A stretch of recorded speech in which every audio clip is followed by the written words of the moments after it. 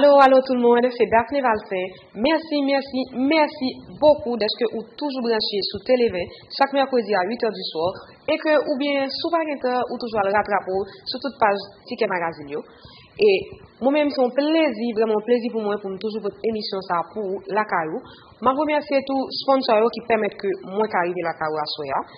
Moi, j'ai en premier lieu Heineken Zero, qui est sponsor officiel émission. Moi, j'ai tout Belle Optique, Focal, Citato, Bioti, La Moumous, Atelier Kala, Bobby Store et Modadi Florine, qui permettent que l'émission soit possible. Pour l'émission d'aujourd'hui, mon invité est Wilson Polémon. Wilson Polémon qui a été mon professeur de philosophie au collège Saint-Louis-Bourdon. Il est ancien étudiant de l'école normale supérieure et surtout directeur du livre à la direction nationale du livre.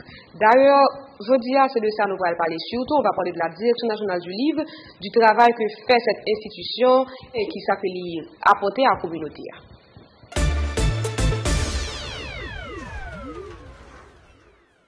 Bonsoir, M. Polémon. C'est vraiment un plaisir de vous avoir avec moi. Je vous remercie vraiment d'avoir accepté mon invitation. Ça me fait même un petit peu bizarre d'avoir à mes côtés de recevoir sur mon plateau un ancien professeur. C'est un plaisir de participer à ton émission. Daphné, ça fait un bail, on ne s'est pas revu et j'ai suivi le parcours, qui est un parcours sans faille. C'est déjà félicitations. On va parler de manière libre, c'est la parole libre. Donc, pour commencer, moi je vous connais déjà vraiment, vous avez été mon professeur, je vous ai suivi aussi au fil des années, mais je voulais que vous vous présentiez un petit peu rapidement pour ceux qui regardent, qui ne vous connaissent pas encore. Bon, qu'est-ce que je peux dire de moi? Je suis Wilson Polémon et je suis professeur de philo, de littérature, un petit peu démobilisé ces derniers temps parce que je suis appelé à faire autre chose. Normale supérieure, j'ai un master 2 en philosophie, donc je suis directeur du livre à la DNL depuis tantôt 10 ans, depuis 2012, et je continue à enseigner, j'assure des cours de philosophie de l'éducation et autres, et que sais-je encore. Voilà, si je puis me présenter de la sorte. Donc, pour commencer notre discussion d'aujourd'hui, il y a beaucoup de personnes, quand ils entendent parler de la Direction nationale du livre, peut-être qu'ils ont un petit peu théorique là, que voilà, c'est une institution d'État, que ça relève du ministère de la Culture, ça fait quelques temps là, mais ils se connaissent de tout basique, mais on se demande bien qu'est-ce que fait cette institution réellement. Ce que cette institution fait réellement, et si je dois partir du point de vue historique, je dois dire que la DNL a été créée par décret en octobre 2005, cela dit, ça fait déjà 17 ans depuis que la DNL, l'actuelle ministre de la Culture, Émilie Prophète, a été la première titulaire de cette direction générale du livre qu'est la Direction nationale du livre. Donc cela dit, la mission fondamentale de cette Direction nationale du livre, c'est de faire la promotion du livre et de la lecture publique. Cela dit, partant de ces nouvelles dispositions de ce décret, la mission de lecture publique qui a été longtemps confiée à la Bibliothèque nationale d'Haïti devrait revenir à la Direction nationale du livre et de notre côté faire aussi la promotion du livre haïtien. Cela dit, non seulement encourager la création littéraire via les concours que la Direction nationale du livre devait mettre sur pied, mais du coup les activités organisées, les foires et autres. Et c'est fondamentalement ces deux missions. Donc, encourager la création littéraire au niveau national et aussi permettre aux jeunes de pouvoir lire, et ceci à travers les réseaux que nous avons, notamment les CLAC, qui sont les centres de lecture et d'animation culturelle, dont nous disposons actuellement 16 CLAC et 5 bibliothèques municipales. Donc, cela devrait être, et c'est effectivement la mission qui est confiée à cette Direction nationale du livre qui a été créée en 2005, comme je l'ai dit tantôt, par arrêté, par décret, justement, présidentiel, si vous voulez. Vous êtes directeur du livre, ça c'est vraiment un nom, un titre que j'aime bien, mais concrètement, votre travail consiste à quoi? Le directeur du livre, il fait quoi? Suivant en fait les attributions du directeur du livre telles que définies dans le décret, c'est celui qui est en charge de promouvoir le livre haïtien, c'est-à-dire non seulement en Haïti, mais aussi à l'étranger. Donc sa mission, c'est de voir tous les auteurs qui produisent, c'est de faire découvrir, de faire connaître ces auteurs-là. Et c'est pourquoi, comme prétexte, en 2013, et au niveau de la Direction nationale du livre, nous avons lancé la première édition de la Foire internationale du livre d'Haïti, FILA, qui a été une vitrine, si vous voulez, de promotion des auteurs haïtiens. Et ça a été un grand succès où nous avons reçu le Venezuela comme pays invité à l'époque, mais il y a eu des problèmes. Ils se sont fait représenter par les maisons d'édition et ça a bien démarré. Et ça a été aussi un moyen de dire aux jeunes qui sont présents en Haïti, donc il y a une vitrine qui est là pour vous, et bien produisez, c'est le volet création littéraire. Donc cela dit, ils étaient par ces activités invités, si vous voulez, sensibiliser à produire, à comprendre que l'objet livre, c'est un objet qui peut aider, qui peut porter le jeune à faire des choix valables, des choix viables qui sortiraient des sentiers battus et qui les éloigneraient, si vous voulez, de toutes sortes de dérives, de toutes sortes de délinquances. Voilà pourquoi ces activités ont été lancées. Et à côté de ces activités, un peu plus tard, et la foire du livre, nous avons lancé 2 prix. C'était les prix René Philoctète de la poésie et le prix Jacques Alexis du roman. C'était une manière pour cette direction de jouer, de répondre à sa mission qui est d'encourager la création littéraire. Et à ce titre, nous avons déjà produit, aidé des jeunes à sortir en fait, à sortir du nombre. Je peux citer le premier lauréat du prix de la poésie, c'était Ricardo Hippolyte, qui continue timidement à produire. Et au moment où Ricardo était le lauréat, il y avait une mention spéciale.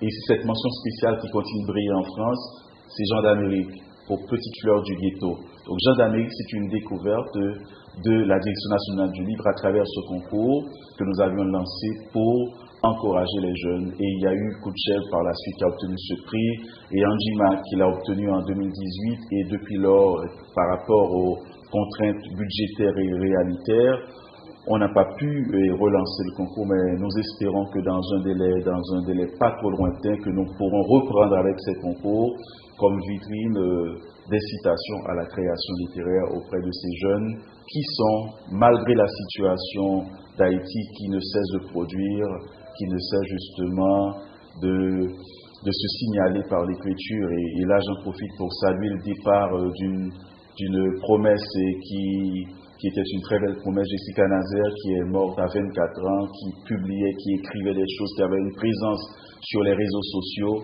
qui était l'initiatrice à côté d'Anivelle Jean-Baptiste et l'une des promotrices de Fel en créole, qui est la première édition du livre créole, et que ces jeunes avaient lancé.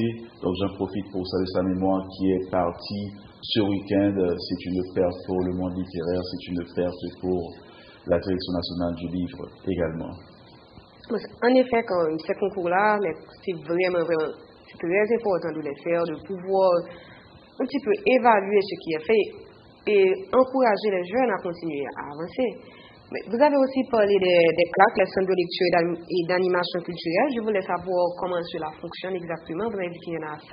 16. Alors, comment cela fonctionne? Je rappelle que les CLAC sont montés avec l'appui de l'OIF, qui est l'Organisation internationale de la francophonie.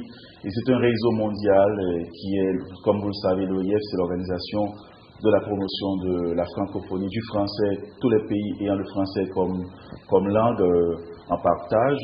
Donc, ils ont monté pas mal de CLAC à travers les différents pays africains et les pays caribéens, et même, je puis dire, partout il y a un besoin en infrastructure culturelle.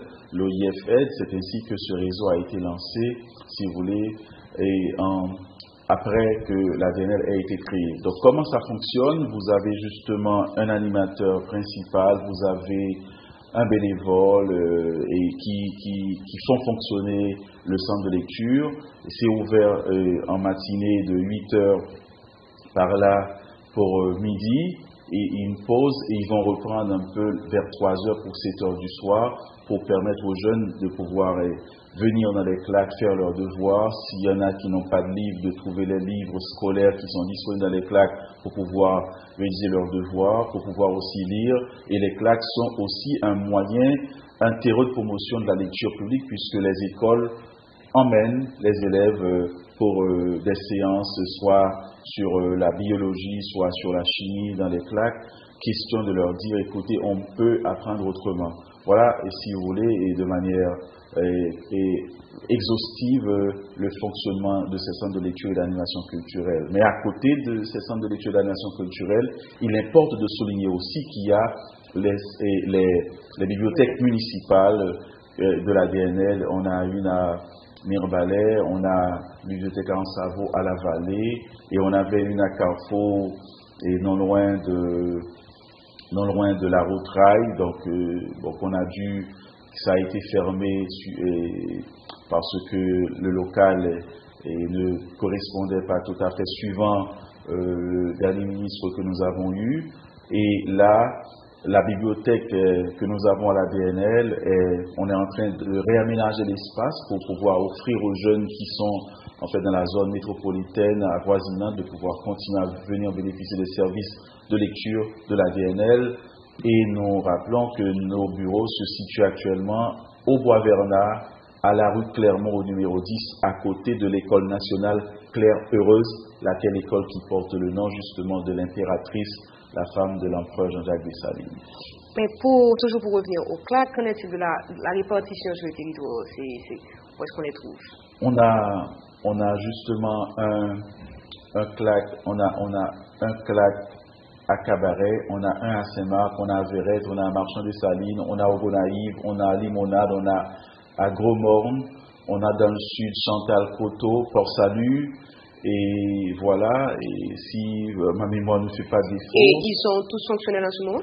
Ils sont tous fonctionnels. Il y avait, en fait, seulement la salle d'animation, je crois, à la Grande Rivière du Nord, qui devait subir une restauration, mais les claques sont fonctionnels. Les jeunes de ces différentes localités que je viens de citer ont accès à ce bien culturel qu'est le CLAC, qui est, si vous voulez, un moyen de pouvoir les former et les transformer, pour ainsi dire.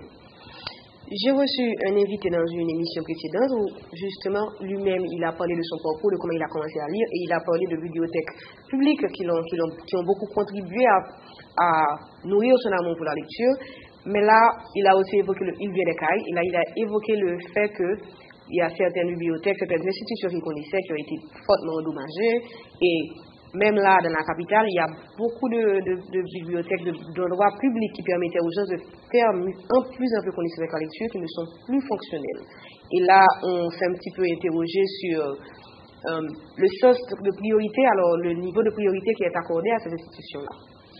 Le sens de priorité, je dirais, Daphné, tout est prioritaire dans ce pays, malheureusement. Tout est prioritaire. Il faut toujours se dire, parce que la question de la faim et FAIM est prioritaire, la question de la sécurité est prioritaire, la question d'accès justement aux biens culturels est aussi prioritaire, parce qu'il y a beaucoup de jeunes qui sont en âge d'aller à l'école qui malheureusement n'ont pas accès. Donc cela dit, il est une évidence, il est un fait que l'État haïtien se doit de continuer à œuvrer pour remplir ses différentes missions, ses attributions. Oui, effectivement, les claques, notamment dans le sud, après le passage du tremblement de terre du 14 août dernier, ont été endommagées. Mais heureusement, on continue à offrir les services malgré tout. Parce que pour le CLAC de Port-Salut, c'est la salle d'animation qui a été un peu fortement frappée. Donc cela dit, il y a encore moyen que les jeunes puissent venir et lire dans les claques. Au Coteau, ça continue à fonctionner, à Chantal aussi. Donc pour l'Artibonite et le Grand Nord, ça continue à fonctionner. Donc on peut dire que malgré en fait ce qui reste à faire, la Direction nationale du livre, qui est cet organe chargé de la promotion du livre et de la lecture, joue tant soit peu sa mission de service culturel à cette jeunesse tant assoiffée de connaissances, tant assoiffée justement de savoir dans un pays où les manques sont tout à fait cruciaux. Parce que là, il faut quand même souligner que le livre en soi, ça coûte cher. Donc, déjà, si la motivation n'est pas assez forte, les prix vont automatiquement décourager la personne qui essaie de lier connaissance avec le livre. Et c'est pourquoi les claques sont là, pourquoi les claques est effectivement supplé par rapport à ce besoin de lire qu'il y a, compte tenu que nous sommes conscients que les prix vont généralement grimper parce que c'est un bien qui n'est pas encore totalement démocratisé. Donc les claques jouent le rôle de relais en mettant les livres à la disposition de ces jeunes qui vont pouvoir les trouver sur les stands, sur les étagères de ces claques et les lire. Et ce que nous avons aussi fait, c'était le pourquoi de la FILA et les activités que nous organisions en termes de promotion du livre, parce que les livres coûtaient moins cher. Et pour les écoliers, ce que nous faisions, nous offrions à ces jeunes-là, non seulement à côté des 50% de rabais, nous avions un coupon rabais additionnel qui était de 100 gourdes. Cela dit, si un livre coûtait justement 70 gourdes et qui revenait automatiquement à 35 gourdes, un jeune qui avait un coupon rabais n'avait qu'à ajouter par exemple 15 gourdes pour acheter un livre à la FILA. C'était une politique qui encourageait les jeunes à venir pour pouvoir se procurer les livres lors de la foire du livre que la DNL organisait. Et nous nourrissons le rêve, le vœu que nous puissions reprendre dans un délai pas trop lointain avec ces activités, question de démocratiser ce bien culturel qu'est le livre pour cette jeunesse et qui ne demande pas autre chose. Mais outre le volet économique, il y a aussi le fait que les jeunes qui prennent part à cette activité-là, ils peuvent rencontrer les auteurs. Il y a cette partie de socialisation un petit peu qui se fait aussi et qui manque. En fait. Oui, elle est suppléée par nos différentes tournées dans les écoles qu'on a dû interrompre avec le coronavirus parce que qui nous obligeait à faire les activités à distance. C'est pourquoi nous avons en 2020 tenu ce que nous avions appelé la carte du confinement que j'avais réalisée. J'ai été moi-même rencontrer les auteurs chez eux et nous postions ces contenus sur les réseaux sociaux pour que les jeunes aient au moins contact. C'est ainsi que je crois qu'une douzaine d'émissions avaient été réalisées avec ces auteurs, chez eux, Gary Victor, Lionel Trouillot, Evelyne Trouillot, Jean-Michel Missé, Émilie Prophète. Nous avons aussi été rencontrer Franck Etienne. Nous avons parlé à bon nombre d'auteurs, à Jean-François que nous avions interviewé le premier dans cette série de la carte de confinement. C'était une façon. Donc là, nous pensons que nous sommes dans une logique de redynamisation des claques et de nos différentes activités. Nous pensons pouvoir reprendre avec les mardis du livre, qui était une vitrine qui permettait à la DNL d'aller à la rencontre des jeunes avec les auteurs. Parce que c'est ça. Donc, à chaque fois que nous organisions un mardi du livre, il y avait non seulement le stand devant, mais il y avait aussi un auteur qui s'entretenait avec les jeunes. Donc là, nous avons réalisé je ne sais plus combien, avec les écoliers dans les écoles. Une fois, nous avions même tenu une activité du genre avec l'université Kiskeya. C'était un public universitaire. Et les écoles et de la région métropolitaine ont été fortement impliquées. Une fois, nous avions été réaliser ça à Saint-Marc, cette activité, et les jeunes, les écoliers sont venus rencontrer les auteurs dans le CLAC de Saint-Marc. Et nous avons aussi fait une tournée une fois lors de la foire du livre avec Lionel Trouillot. Nous avons été au CAI de la Grande Danse et dans le Nord, notamment au CLAC de Limonade, où les jeunes ont pu rencontrer Lionel Trouillot. Donc ça a été une façon pour nous de jouer notre rôle, de remplir notre mission, qui est non seulement de permettre au livre d'être un objet beaucoup plus présent dans la vie des jeunes, mais aussi que ces jeunes se détrompent du fait que quand on parle de littérature contemporaine, ils s'imaginent que tous les auteurs sont morts. Donc on ne fait qu'étudier les morts. C'est ainsi qu'ils rencontrent les écrivains, ils leur parlent, ils demandent en fait à prendre des photos. Donc c'est ça le point fort avec nos activités et que nous savions organiser et que nous comptons reprendre sous peu. Pour vous qui faites plutôt la promotion du livre, je voulais en fait vous demander comment voyez-vous l'avenir du livre, et ça dans deux plans différents, d'un point de vue d'abord de la production et ensuite du point de vue de la consommation, parce que des fois on se dit qu'avec la nouvelle technologie, le livre comme on l'avait connu perd un petit peu de sa valeur ou sa valeur est en train de changer. Haïti, c'est terre de paradoxe. Ce qui nous met sur la carte mondiale maintenant, c'est la littérature, c'est la culture en un mot. Donc notre littérature, elle est vraiment florissante. Là, et Louis-Philippe d'Alembert vient de recevoir un prix où les écoliers belges pour Milwaukee Blues, et ça a été le cas pour Evelyne Prophète avec l'Académie française, pour Louis-Philippe d'Alembert, pour Franck Etienne. Donc 3 écrivains primés et puis d'autres. Ça a été le cas pour Yannick Lyens, Jean d'Amérique, qui n'a pas cessé d'emmagasiner, si vous voulez, de collectionner des prix. C'est notre belle porte d'entrée. Donc, de ce point de vue, Haïti, la Direction nationale du livre, peut s'enorgueillir d'avoir des auteurs qui sont des auteurs très prolifiques, qui n'arrêtent pas de produire. Et en témoigne les villages de Dieu d'Emily Prophète, ça best-seller au Canada et un peu partout. Le livre fait son chemin, ça étonne.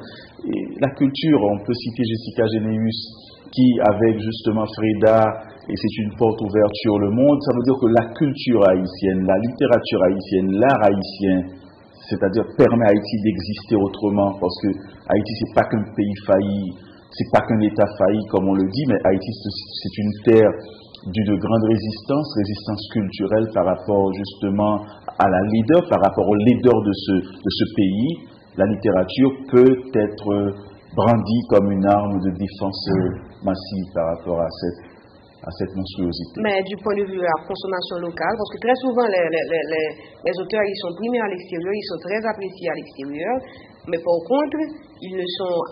Je vais avoir une émission là avec un auteur très connu, et le taux de visibilité que ça va avoir va quand même être moindre. Nous sommes d'accord, mais Daphné, ceci est valable pour tous les secteurs. C'est un pays appauvri. Je ne dis pas d'Haïti un pays pauvre. Haïti est appauvri. C'est un pays d'une richesse innommable. Tous les secteurs en sont touchés. Les gens peinent à trouver un pain, le pain quotidien.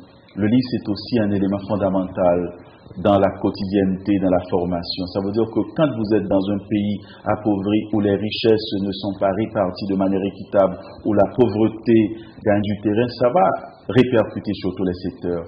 Et le secteur culturel, le secteur livre, n'en fait pas exception.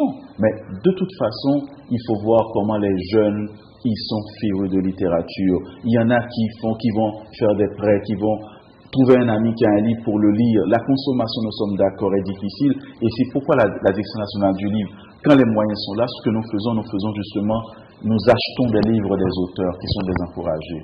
Quand nous organisons une activité dans une école, on s'assure que les enfants, il y a une promotion préalable où les auteurs peuvent aussi écouler des titres. Et le meilleur public que je puis vous dire qu'il y a maintenant, c'est le public scolaire, notamment quand nous allons vers les écoles. Quand j'arrive dans un lycée et que 5-6 élèves mettent ensemble pour acheter un livre, pour moi c'est une grande révolution. Parce que c'est de pouvoir voir comment des jeunes peuvent pour une cause noble se mettre d'accord pour acheter un livre et ensuite se le passer. Donc la consommation, c'est un problème et ce problème est transversal, est justement imputable à beaucoup d'autres secteurs. Nous espérons que Haïti, de par sa culture, de par son art, de par sa littérature, pourra nous aider à nous relever pour que ce pays redevienne ce qu'il a été. Parce que moi, comme j'aime à le dire, Haïti, c'est le pays des droits de l'homme. Haïti n'a rien à envier aux États-Unis, au Canada, parce que c'est là que l'indépendance, c'est là que les droits de l'homme ont eu leur écho premièrement. Lorsqu'il y avait cette promotion de l'anéantissement, du néantissement, de la néantisation de l'homme qui était inférieur par rapport à un autre groupe, une autre catégorie, c'est Haïti qui a dit non, ça ne peut pas être ainsi. Avec l'indépendance, avec la révolution haïtienne. Donc la modernité politique a commencé ici. Nous espérons qu'à partir de ce référent historique culturel, qu'Haïti pourra se relever un jour pour que la consommation, non seulement au niveau des biens de première nécessité, mais aussi des biens culturels, puisse être satisfaite. C'est le vœu que je fais. Et Haïti, c'est une terre de paradoxe. Haïti, c'est une terre qui étonne. Et comme l'a dit un ancien élève à moi qui est malheureusement décédé, son parole à ses liés. Ce que nous ne voyons pas peut advenir. Et là, je suis plutôt conscient, Auguste Comte, je garde la foi que nous pourrons nous remettre sur nos deux pieds pour que la culture ait droit de cité, pour que la politique au sens aristotélicien du terme puisse être au service du politique, où il y aura en fait tous les biens qui seront répartis dans une dimension proportionnelle par rapport à la taille de la population pour satisfaire la mission de l'existence de cet État, le premier qui a été libre et indépendant au monde. Voilà ce que je peux dire. Vous avez parlé, par exemple, de la code du confinement, qui c'était une activité plutôt virtuelle. Et là, avec les différentes évolutions qui se font dans le monde, on a un petit peu l'impression que, comme je le disais avant, que le livre, comme on le connaissait, est en train de changer. Et est-ce que vous autres, à la Direction nationale du livre, vous avez des prévisions pour vous adapter à ce changement? Il le faut, parce que l'homme, c'est un être qui est appelé à évoluer. Donc, c'est-à-dire que le livre numérique, il faudra que, définitivement, que Haïti puisse se mettre au diapason avec le livre numérique pour une meilleure promotion, pour une meilleure circulation du livre haïtien. Donc quand vous avez, si je prends un frère béninois qui voudrait avoir un livre haïtien, le livre est disponible seulement du point de vue physique, c'est difficile, mais du point de vue numérique, ça va voyager beaucoup plus rapidement. Je crois qu'il y a des réflexions qui sont en train d'être menées aujourd'hui pour voir comment est-ce que la Direction nationale du livre pourra encourager, en fait, à prioriser cet aspect qu'est le livre numérique pour une meilleure circulation du livre haïtien, parce que de ce point de vue, nous n'avons rien à envier avec les grandes littératures du monde.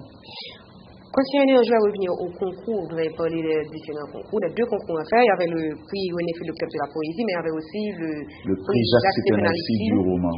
Donc, mais pour parler de Jacques-Stéphane Alexis, justement, je voudrais savoir si pour cette année, vous avez quelque chose de prévu en particulier.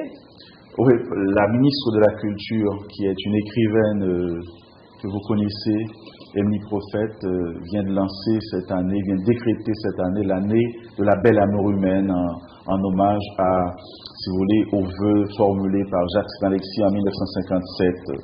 Je crois que nous avons, et dans cette dynamique, moult d'activités qui sont prévues et en fait sous le repatronage de notre ministère de tutelle, qui est le ministère de la Culture, qui seront tenus dans les CLAC, dans les différentes villes de province. Et nous allons envisager pour voir si, et également, nous pourrions relancer d'ici la fin de l'année ce prix qui a été en fait interrompu, comme je l'avais dit tantôt. Mais déjà, la ministre fait des réflexions pour voir comment il pourrait y avoir une publication spéciale autour de Jacques-Stéphane Alexis, question de saluer ce monument de la littérature haïtienne, dont le 22 avril prochain ramènera le centenaire de naissance. Pour conclure, je voulais vous demander est-ce qu'en fait, il y a des arrangements, des prévisions qui sont en train d'être faites pour que ces différentes activités-là, que ce soit les prix ou les foires, puissent reprendre, et si jamais, est-ce qu'on peut déjà fixer une limite, parce que plus le temps passe, c'est des bonnes habitudes qui se perdent, et c'est encore plus difficile de reprendre, et ça manque. Oui, mais c'est-à-dire que toute la logistique est là, mais c'est-à-dire qu'il faut trouver l'argent, parce que vous savez qu'Haïti fait face à de sérieux problèmes économiques, non seulement avec la configuration actuelle de nos différentes villes, Port-au-Prince qui est assiégé, donc, ce qui fait que l'économie est en fait asphyxiée.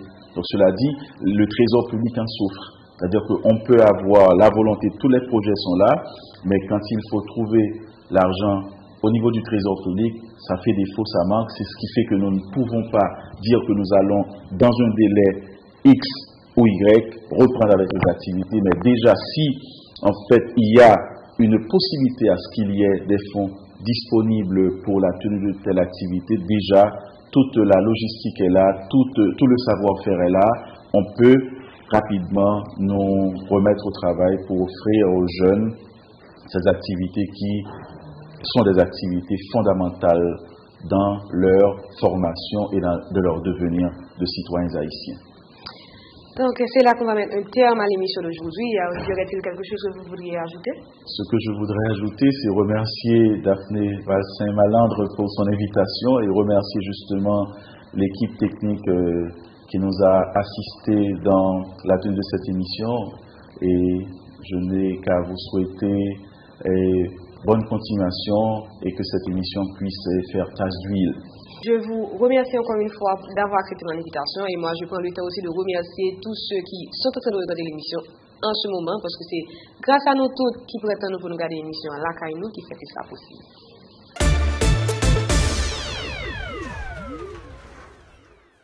Et voilà, ce sera tout pour aujourd'hui. Mais avant de vous laisser partir, je vais encore prendre le temps de remercier mes sponsors. En premier lieu, il y a Heineken Zero, qui c'est une bière sans alcool. Moi, j'ai Lunetterie Belle Optique. Moi, j'ai Fondation Connaissance et Liberté, Focal, Citato, Salon de Beauté Beauty, et puis La Moumous qui est toujours printemps pour venir habiller. Moi, j'ai tout Bobby Store qui habille jeudi. Moi, j'ai Modadi Florine, et puis Atelier Kala.